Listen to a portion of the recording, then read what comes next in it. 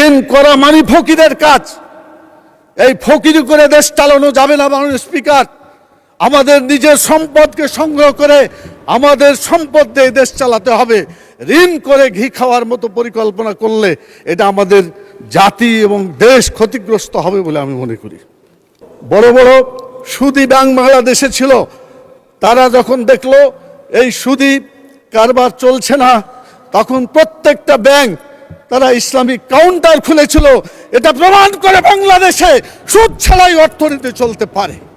আলেমদের কিনে একটা কমিটি করেন, এই জাকাত দিয়ে জাকাত ভিত্তিক অর্থনীতি বাংলাদেশে চালু করতে হবে, সুদ ভিত্তিক অর্থনীতির কবর রচনা করতে হবে মাননীয় স্পিকার। যে কালো টাকাকে সাদা করা যাবে না, এটা যদি চালু থাকে অন্যায় বলে কোনো জিনিস বাংলাদেশে আর থাকবে না, সব ন্যায় হয়ে যাবে। চুরি করার টাকা, আত্মসাৎ করছে টাকা, বিভিন্নভাবে পাচার করছে টাকা, এই টাকাগুলোর মধ্য থেকে কিছু টাকা দিয়ে বা কিছু ট্যাক্স দিয়ে এটাকে যদি হালাল করে ফেলে, তাহলে ভালো কাজ আর দুনিয়াতে থাকবে না, হারাম কাজগুলো সব ভালো কাজে পরিণত হয়ে যাবে।